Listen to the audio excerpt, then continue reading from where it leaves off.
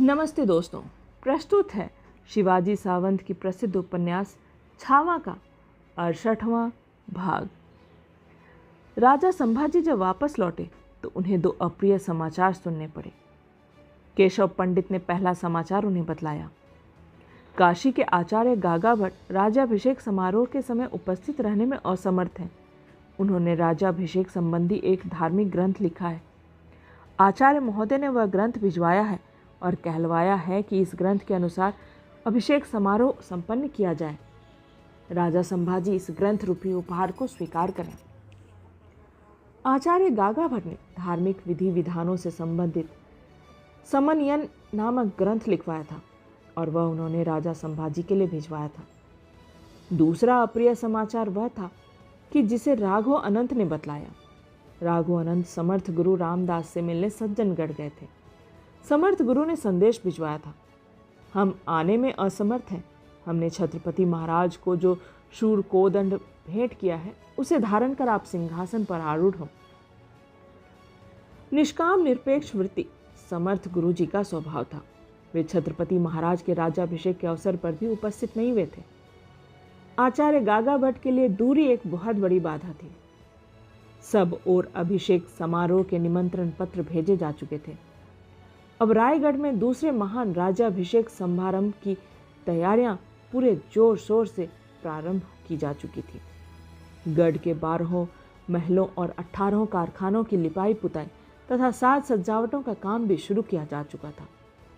रामजी दत्तो नामक शिल्पकार ने कुल देवता भवानी के लिए सुवर्ण छत्र बनाया था। इस सम्मान छत्र को पालकी में रखकर राजा संभाजी कवि कुलेश खंडोजी और उमाजी पंडित के साथ रायगढ़ से उतरे। वे इसे अपनी कुल देवी को अर्पण करने के लिए और देवी की विशेष नैमित्तिक पूजा करने के लिए प्रतापगढ़ पहुंचे। वहां देवी भवानी की षोडशोपचार पूजा करके उसे सम्मान छत्र समर्पित करके राजा संभाजी ने नेत्र बंद कर तथा हाथ जोड़कर उस मां जगदम्बा से आशीर्वाद मांगा। यह सिंहासन महान है, हम तुच्छ हैं। तेरे आशीर्वाद से ही हम यह कर्तव्य पूर्ण कर पाएंगे। देवी, हमारे आबा साहब की पीठ पर हाथ फेरकर उन्हें प्रेरणा देने वाले कई आत्मीय जन थे, पर हम अभागे हैं कि हमारी पीठ पर हाथ फिराने वाला कोई वयोवृद्ध वंदनीय जन आज नहीं है। यदि है तो बस एक तू ही। हमें अपनी शरण में ले ले माँ, और हमें उद्देश्य को पूर्ण करने की शक्ति दे। अपने इस उपासक की लाज निभाना अब तो तेरे ही हाथ में है। उस रात्रि को संभाजी ने मां भवानी के सम्मुख एक गीत नृत्यात्मक पूजा का आयोजन भी कराया। फिर अगले दिन वे रायगढ़ लौट आए। अब लोगों के झुंड रायगढ़ चले आ रहे थे। वासुदेव, पिंगले, बैरागी, फकीर, गोसाई आदि विविध पंथों संप्रदायों के श्रावकगण प्रभुत दान की आशा लेकर चले आए थे। नासिक, कड़ार, करवीर, आलंदी आदि धार्मिक तीर्थ क्षेत्रों से आकर ब्राह्मण वृंद भी विशाल संख्या में एकत्रित हो गए थे। उस पर्वतीय दुर्ग के ऊपरी विस्तृत मैदान में जहां तहां रवटियां, डेरे, शामियाने आदि लगे हुए थे। सिंदखेड़, फलटन, श्रृंगारपुर, जिंजी, तलबीर आदि स्थानों से राजकुल संबंधी जन भी आ चुके थे और रायगढ़ की सभी इमारतों में अब सब और कोलाहल और धूमधाम मची हुई थी। बरार और खान देश के मोर्चे का नियंत्रण नागोजी और केशव त्रिमल के हाथों में सौंपकर सेनापति हम्बिर राव और आनंद राव रायगढ़ चले आए। बागलान प्रदेश के रूपाजी भोसले, संताजी गायकवाड़ और मानाजी मोरे आदि युद्धरत सरदार लौट आए थे। कोल्हापुर सूबे से विदेश सचिव जनार्दन पंत हनुमंते, महलौजी घोड़पड़े, संताजी, बहिरजी घोड़पड़े आदि अधिकारी पधारे। समुद्र तटवर्ती कोंकण प्रदेश से दादाजी रघुनाथ, मोरो दादाजी, नौ सेनाधिकारी दौलत खां, कान्होजी, गोविंद जी काटे, मायनाक आदि जल सेना के प्रमुख अधिकारी भी आज पहुंचे थे। संभाजी के ससुर पीलाजी शिर्के, उनके पुत्र गणोजी शिर्के, हरजी राजा और अमलोजी राजा महाडिक भी श्रृंगारपुर से आए थे और इनके साथ यशुबाई की माताजी भी इस समारोह के लिए विशेष रूप से पधारी थी। समर्थ गुरु रामदास जी के शिष्य दिवाकर गोसाई तथा समर्थ गुरु द्वारा चिंचवड़, पाटगांव, कूटे आदि नगरों में उपस्थापित मठों से समर्थ गुरु के शिष्यगण भी पधारे थे। तुलजापुर, प्रतापगढ़, माहुर आदि तीर्थ स्थानों में देवी भवानी के विशेष मंदिर हैं। वहाँ भी गायिकाएं भी आ चुकी थी। दूर दूर के प्रदेशों से अनेक चारण, गायक, नर्तक तथा कविजनों से रायगढ़ सुशोभित हो उठा था। इस प्रकार लगभग 50,000 लोग रायगढ़ आ चुके थे। स्थान स्थान पर रसोई के मंडप लगे हुए थे। बड़े बड़े चूल्हों पर रसोई के लिए देगची और कढ़ाइयाँ चढ़ी हुई थी। रायगढ़ के चित्त दरवाजा, छोटा दरवाजा, महादरवाजा आदि द्वारों पर तथा जगदीश्वर एवं शिरकोई देवी के मंदिरों के द्वारों पर सुवर्ण पत्र से मढ़े हुए नारियल लटकाए गए थे। देवालयों के शिखरों पर तिकोनी भगवी ध्वजाएं लहरा रही थीं। महादरवाजे के ऊपर बने हुए नक्कार खाने के शिखर पर था एक ऊंचा ध्वज स्तंभ और स्तंभ पर फहरा रहा था एक जरतारी विशाल भगवा ध्वज। मावल देश के स्वाभिमान और आन बान का प्रतीक भगवा ध्वज, जरी पताका। माघ शुद्ध पंचमी मंगलवार का मंगल दिवस मंगल कलश लेकर उदित हुआ। अभिषेक की विधियां आज से प्रारंभ हो गईं। स्नानादि से निवृत्त होकर विशेष समारोह के लिए सुरक्षित, महीन और सुकोमल वस्त्रों को धारण करके राजा संभाजी और येशुबाई ऊपरी कोट से बाहर निकले। उनके साथ था अष्टप्रधानों का मंडल। इस अष्टप्रधान मंडल के सदस्य थे पेशवा अर्थात प्रधानमंत्री नीलोपंत पिंगले, सूरवीर अर्थात पंच सचिव आवाजी, सोनदेव मजूमदार, लेखाध्यक्ष अन्नाजी दत्तो, न्यायाधीश प्रहलाद निराजी, सर नौवत प्रधान सेनापति हम्बीर राव तथा येशाजी कंक, उबीर अर्थात विदेश सचिव जनार्दन पंत हनुमंते, दानाध्यक्ष धर्माधिकारी मोरेश्वर पंडित राय, वाकनीस रामचंद्र दत्तो त्रिमल। इन सब के आगे आगे राजपुरोहित बालम भट्ट, नासिक के आचार्य अनंत भट्ट कावले और अन्य विद्वान ब्राह्मण चल रहे थे। कवि कुलेश पंडित तथा उमाजी पंत भी इस समूह में सम्मिलित थे। धाराऊ को अब बुढ़ापे ने घेर लिया था। वह बूढ़ी निर्बल धाराऊ येसुबाई के साथ डोली में बैठ गई। इस डोली के पीछे नंगे पांव चलते हुए राजा संभाजी मीनारों से बाहर निकले। वहां हजारों लोग उनके दर्शनों के लिए खड़े थे। यह राज परिवार रायगढ़ से उतरकर पाचार की ओर जा रहा था। पाचार पहुंचकर सब लोग राजमाता जिजाऊ की समाधि की ओर जाने लगे। वहां पहुंचकर राजपुरोहित ने तथा आचार्य अनंत भट्ट ने मां साहिबा की समाधि का विधिपूर्वक अर्चन किया। संभाजी और येशुबाई ने मिलकर उस समाधि पर बने हुए चिन्हों पर बेल पुष्पों की भेंट चढ़ाई और मिलकर ही समाधि की सीढ़ी पर माथा टेका। अनंत भावों के कारण इस समय दोनों के हृदय भर आए थे। वह प्रस्तर निर्मित समाधि अभिषेक पाने वाले उस दंपत्ति को मूक रहकर ही आशीष दे रही थी। आयुष्मान हो, विजयी बनो, दूधो नहाओ, पूतो फलो। जीजाऊ का आशीर्वाद पाकर वह राज परिवार पुनः रायगढ़ लौट आया। शिल्पकार हिरोजी इंदुलकर ने जगदीश्वर के मंदिर के निकट छत्रपति शिवाजी महाराज की जो समाधि बनाई थी उसकी पूजा की गई। दंपति ने आबा साहब के पद चिन्हों पर बेलपत्र और हल्दी रोली चढ़ाई तथा अत्यंत विनम्र भाव से उस समाधि के सम्मुख माथा नवाया। अपने पराक्रम तथा कीर्ति से एक नूतन संवत का प्रारंभ करने वाला वह चक्रवर्ती राजा आज उन पत्थरों के पीछे से अपनी धीर गंभीर वाणी से आशीर्वाद दे रहा था। धैर्यशाली बनो, तुम पहले सेवक हो, बाद में राजा हो, सदा स्मरण रहे या चिरंजीवी बनो। इसके पश्चात संभाजी सती मां चौरा, गढ़ के देवता जगदीश्वर तथा शिरकाई देवी के दर्शन करके ऊपरी कोट में वापस लौटे। यहां आने के बाद विविध प्रकार के शांति होम का प्रारंभ हुआ। पहला शांति होम किया गया उस विघ्नहर्ता गणेश की कृपा याचना के निमित्त। राज दंपति ने विधि पूर्वक गणेश जी की वंदना की।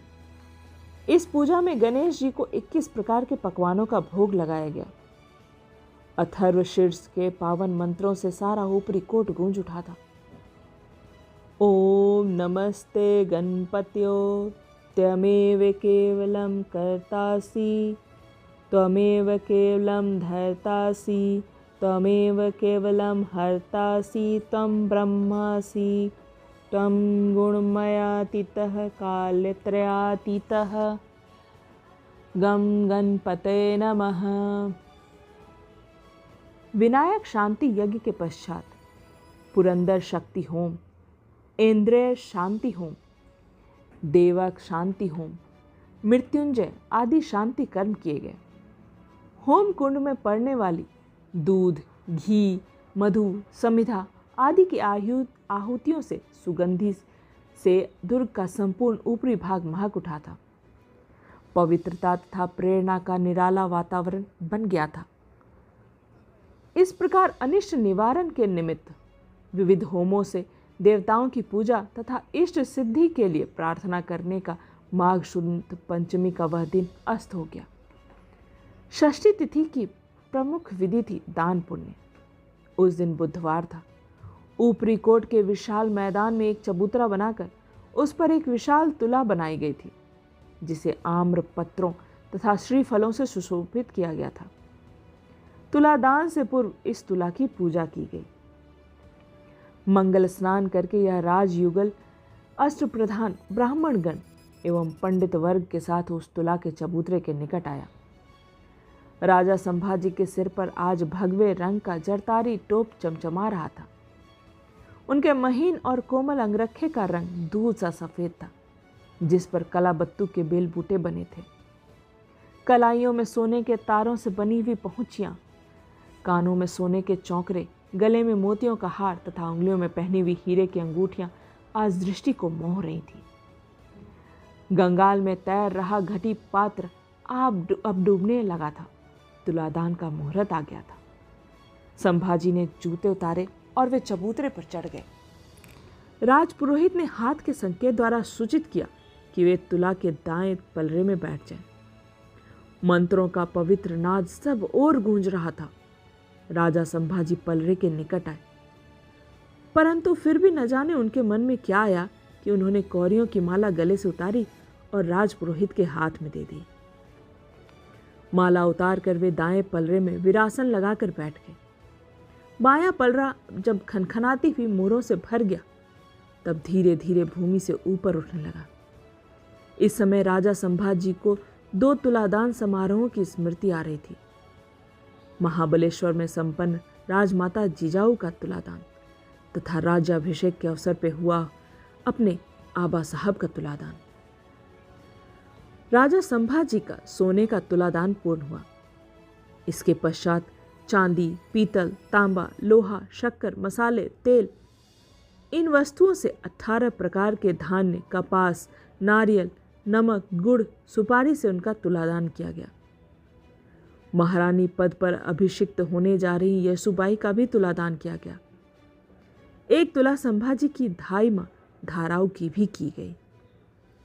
राज दंपति ने तुली हुई उन वस्तुओं को हस्त स्पर्श दिया। धर्माधिकारी मोरेश्वर पंडित राव के निरीक्षण में वस्तुएं पंडे पुजारी, भिक्षुक, गोसाई, वैरागी आदि को दान दी गई थी। इन वस्तुओं के अतिरिक्त वस्त्र, धान्य, गौ आदि वस्तुओं का भी दान किया गया। षष्ठी तिथि के उस दिन ने दान से संतुष्ट हुई आत्माओं के आशीर्वाद पाए और वह दिन भी संतुष्ट होकर अस्तांचल में डूब गया। माघ शुद्ध सप्तमी की प्रातः काल की बेला आ गई। उस दिन गुरुवार था। यही दिन अभिषेक के लिए निश्चित किया गया था। सौभाग्यवती नारियों ने गढ़ के प्रत्येक भवन के आंगन को गोबर से लीप दिया था और उसे रंग बिरंगी रंगोलियों से चित्रित किया था। दीपकों की ज्योति से व्यापार हाट, ऊपरी कोट जगदीश्वर और सिरकोई देवी के मंदिर, इतना ही नहीं, उस पर्वतीय दुर्ग का समस्त ऊपरी भाग झिलमिल झिलमिल चमक रहा था। पौ फटते ही अभिषेक की विधियां प्रारंभ हो गईं। नक्कार खाने से नगारों, धौंसों की दूर दूर दूर आवाज प्रातःकाल के मंद पवन की शीतलता में मिलकर सब और फैल रही थी। संभाजी तथा येसुबाई ने आज उपवास किया था। वे दोनों सभी प्रधानों एवं अधिकारियों सहित ऊपरी कोट के खास महल से बाहर निकले और अभिमंत्रित धागों से घिरे हुए उस चौकोन अभिषेक क्षेत्र तक आए जिस पर कई सुवर्ण कुंभ रखे हुए थे। उस रेखित चतुष्कोण अभिषेक क्षेत्र की पूर्व दिशा में घृत पूरित सुवर्ण कलश लेकर प्रधानमंत्री नीलोपंत पिंगले खड़े थे। पश्चिम दिशा में खड़े थे लेखाध्यक्ष अन्नाजी दत्तो, दही से भरा ताम्र कलश लिए हुए। उत्तर दिशा में मधु से पूरित सुवर्ण कलश धारण किए हुए उपस्थित थे धर्माधिकारी मोरेश्वर पंडित राव, तथा दक्षिण दिशा में दूध से भरा रौप्य कलश लिए हुए सेनापति हम्बीर राव खड़े थे। ईशान दिशा में खड़े थे न्याय के प्रतीक रूपिणी एक सुवर्ण निर्मित तुला हाथ में लिए हुए न्यायाधीश प्रहलाद नीराजी। आग्नेय दिशा में मोतियों की झालरों वाला सुवर्ण छत्र उठाकर खड़े थे पंत सचिव आबाजी सोनदेव। नैऋत्य दिशा में सोने की मूठ वाला पंखा धारण किए हुए विदेश सचिव जनार्दन पंत हनुमंते उपस्थित थे, तथा वायव्य दिशा में सुनहरा मोरछल हाथ में धारण किए हुए मंत्री रामचंद्र दत्ता जी त्रिमल खड़े थे। ये अस्त्र प्रधान 8 दिग्गजों के समान दिशाओं की शोभा बढ़ा रहे थे। इनके साथ ही बालाजी आवजी, कुलेश, केशव पंडित, उमाजी पंत तथा येशाजी कंक आदि प्रतिष्ठित जन भी वहां उपस्थित थे। अभिषेक के चौकोने क्षेत्र में सोने के 2 पीढ़े रखे हुए थे। दाएं पीढ़े पर राजा संभाजी तथा बाएं पीढ़े पर येशुबाई पूर्वाभिमुख बैठ गए। ब्राह्मण वृंद अभिषेक के अवसर पर विहित मंत्रों का पाठ करने लगा। मुहूर्त का समय होते ही सबसे पहले राज दंपति को पंचामृत से स्नान कराया गया। दूध, घी, दही, मधु आदि पुष्टिदायक रसों से स्नान करने के बाद 7 पवित्र नदियों से लाए गए पावन जल से संभाजी और येसुबाई के मस्तक का अभिषेक किया जाने लगा। मंत्रों का उच्च स्वर वातावरण को पावन बना रहा था। अभिषेक की समाप्ति के बाद राज दंपति ने घी से लबालब भरी हुई कांसे की एक परात में अपने मुख देखे। उधर सिंहासन वाला राजसभागृह लोगों की भीड़ से खचाखच भरा हुआ था। अपने राजा का दर्शन पाने के लिए प्रजाजनों की भीड़ वहां एकत्रित होकर आतुरता से प्रतीक्षा कर रही थी। संभाजी खास महल में आए, येसुबाई अपने महल में चली गई। राजा संभाजी ने अब वह वेशभूषा धारण कर ली थी जो सिंहासन पर आरूढ़ होते समय पहनी जानी थी। इसके बाद उन्होंने समर्थ गुरु द्वारा प्रदत्त पुष्पमालाओं से सुसज्जित कोदंड अपने कंधे पर लटका लिया। बाणों से भरा तुनीर उनकी पीठ पर बांध दिया गया था। उनकी कमर में भवानी तलवार पहले से ही बंधी हुई थी। ज्योत्या जी केसकर उनके सामने दर्पण पकड़कर खड़ा हो गया।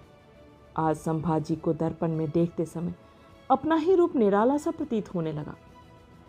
उनके सामने सिर पर केसरी राजटोप धारण किए, शरीर पर चुन्नटदार बाहों वाला महीन सफेद अंगरखा, उस पर जरी की किनारी, पीतांबर के समान पीला उत्तरीय, गले में रत्न जटित हार एवं मोतियों की माला और इन 2 मालाओं के ऊपर उन्हें घेर कर झूल रही भवानी माला, कानों में चौकरे, बूंदकीदार और चुन्नटदार तंग मोहरी का घुटना, कंधों पर धनुष, कमर में भवानी तलवार, घनी दाढ़ी मूछों वाली कमान के समान बाकी भौएं वाली, पुखराज के समान तेजमय नेत्रों वाली एक आकृति दर्पण में खड़ी थी। वह आकृति उनसे ही शांत रीति से पूछ रही थी, राजा संभाजी, भोंसले, हमें ठीक से पहचान लो। हम मराठा साम्राज्य के अभिषिक्त छत्रपति हैं। नूतन संवत के उस महान संस्थापक के हम उत्तराधिकारी हैं। अपने और हमारे बीच कभी भ्रम से भी नाते रिश्तों को मत लाना। याद रखना, ये 2 रूप भिन्न हैं, एक व्यक्ति है और दूसरा छत्रपति है। आज जीवन में पहली बार ही संभाजी के मुख पर एक धीरता गंभीरता से परिपूर्ण राजसी भाव उभर आया था। सामने से येसुबाई चली आ रही थी। गाढ़े जामनी रंग की सुनहरे बेल बूटों वाली बहुमूल्य रेशमी साड़ी पहने हुए, कमर में सोने की कमर पट्टी बहने, नाक में मोती वाले नथ पहने, हाथ में कुमकुम की आड़ी रेखाएं धारण किए हुए येसुबाई दासियों से घिरी हुई चली आ रही थी। आज येसुबाई का रूप उन्हें बिल्कुल भिन्न ही प्रतीत हो रहा था। सामने सूर्य पंखाधरी तथा गदाधारी सैनिक, असाबरदार और चमर डुलाने वाले सैनिक तथा स्तुति गायक चल रहे थे। अष्टप्रधान तथा ब्राह्मण वृंद के साथ संभाजी और येसुबाई खास महल से बाहर निकलकर सिंहासन की वेदी की ओर जाने वाले मार्ग पर चल रहे थे। सिंहासन वेदी पर पहुंचकर आठों प्रधानों ने अपने अपने निर्धारित सुवर्ण स्तंभों के निकट स्थान ग्रहण किया। येसुबाई रानी वर्ग के लिए सुरक्षित पर्दों से बंद एक कक्ष में चली गई। सिंहासनारोहण का मुहूर्त होते ही राजपुरोहित एवं अनंत भट्ट जी ने राजा संभाजी को हाथ के संकेत द्वारा सूचित किया, राजासन को सुशोभित कीजिए। धनुर्धारी राजा संभाजी दायां पैर उठाकर उस सुवर्णमय सिंहासन पर पूर्वाभिमुख बैठ गए, परंतु बैठते समय सिंहासन से कहीं पांव का स्पर्श न हो, ऐसी सावधानी उन्होंने रखी थी। सिंहासन वेदी मंत्रों के नाद से नहा उठी थी। प्रधानमंत्री नीलोपंत अंजलि में सोने की मोहरें भरकर राजदंडधारी उस नरपति को सुवर्ण स्नान करा रहे थे। आचार्य अनंत भट्ट ने मोतियों की झूलती हुई लड़ियों वाले उस छत्र को हस्त स्पर्श दिया। संभाजी ने हाथ उठाया, जो इस भाव का सूचक था कि उन्होंने छत्रपति पद को स्वीकार कर लिया है। हाथ के उठते ही सारे दरबारी प्रथा के अनुसार राजा को सम्मान देने के लिए झुक पड़े और साबरदारों ने अपने हाथों में पकड़े हुए गदा में उस सुनहरे दंड को 3 बार भूमि पर पटका और ऊंची ललकार गुंजाई। राजश्रिया विराजित, सकल राजलक्ष्मी अलंकृत, गौ ब्राह्मण प्रतिपालक, हिंदू पद पादशाह श्रीमन महाराज संभाजी पधार रहे हैं। दुर्ग की तोपें, बंदूकें और उखली पटाखे भी गरज गरज कर मराठा साम्राज्य के दूसरे छत्रपति राजा को सम्मानपूर्वक मुजरा कर रहे थे। इसके पश्चात उस राजसभा गृह में दूर दूर देशों से आए हुए चारणों, कटखैतों तथा कवियों ने महाराज संभाजी की प्रशंसा से पूर्ण कविताओं का गान प्रारंभ किया। एक के बाद एक दूसरा कवि आता था और यह श्रृंखला टूटती ही नहीं थी। दूसरी ओर पंडितगण विद्वत सभाओं में जीवन तथा दर्शन के विषय में चर्चा कर रहे थे। कहीं नर्तकियां अपनी नृत्य कला से मन मोह लेती थी। सारे राजसभा गृह में विविध प्रकार के कार्यक्रमों के कारण आनंद और उत्साह का सागर उमड़ा पड़ता था। न्यायाधीश प्रहलाद पंत ने महाराज संभाजी के सम्मुख वह थाल ला रखा जिसमें नूतन राज मुद्रा रखी थी। महाराज संभाजी ने उस मुद्रा को हाथ लगाया और उसे स्वीकृति दी। उस राज मुद्रा पे ये शब्द अंकित थे, श्री शंभो शिवजातस्य मुद्रा दौरवी राजते, यदंक सेविनो लेखा वर्तते कस्य नो परी। महाराज संभाजी ने अपने 8 मंत्रियों को सम्मान वस्त्रों से भरे कई तबक भेंट किए। महाराज ने कवि कुलेश को भी राजासन के सम्मुख आमंत्रित किया और उनके कंधे पर सम्मान वस्त्र रखकर उन्होंने कवि कुलेश को एक नूतन उपाधि से अलंकृत किया, छंदोगामात्य। महाराज संभाजी ने एक और तबक को भी हस्तस्पर्श किया। यह तबक था रनिवास कक्ष में विराज रही महारानी येसुबाई के लिए। इस तबक में येसुबाई को महारानी का पद एवं अधिकार प्रदान करने वाली एक मुद्रा थी। आज संभाजी की पत्नी तथा जीवन साथी येसुबाई ने एक नया नाता जोड़ लिया था। महाराज संभाजी की महारानी बन गई थी वे। उस अधिकार मुद्रा पर ये शब्द खुदे हुए थे, श्री सखी रानी जयती। महाराज ने उपस्थित कलाकारों को सम्मान प्रदान करने के लिए वस्त्र, होन, अलंकार आदि वस्तुएं उपहार में दी। गोलकुंडा के कुतुब शाह, बीजापुर के आदिल शाह, पुर्तगाली, फ्रांस, डच आदि राज्यों से आए हुए दूतों एवं प्रतिनिधियों ने महाराज संभाजी को नजराने पेश किए। महाराज की ओर से इन प्रतिनिधियों को भी उपहार दिए गए। सिंहासनाधिष्ठित संभाजी महाराज रायगढ़ के स्वर्ण सिंहासन पर बैठे हुए पूर्व दिशा में पर्वत शिखरों के पीछे उदित हो रहे सूर्य के बिंब को निहार रहे थे। उस बिंब में मानो राज मुद्रा में अंकित अक्षर ही सुनहरा रूप धारण कर चमक उठे थे, श्री शंभो शिवजातस्य मुद्रा। शिव के पुत्र शंभु की यह राज मुद्रा दौरिव राजते द्युलोक के समान शोभायमान है। यंदक सेविनो लेखा, इस अधिकार मुद्रा की सत्ता वर्तते कस्य नौपरी, किस पर नहीं छाई हुई। पूरे राजसी ठाठ बाट से यह दूसरा अभिषेक समारोह आज रायगढ़ में उत्साह और उल्लास से मनाया जा रहा था। केवल सोयराबाई राजा राम के साथ अपने महल में ही बैठी रहीं। मूक रहकर और महल में बंद होकर उन्होंने इस समारोह का बहिष्कार किया हुआ था। इतना ही नहीं, उन्होंने राजा राम को भी अभिषेक की किसी भी विधि में सम्मिलित होने से रोक दिया था। धन्यवाद।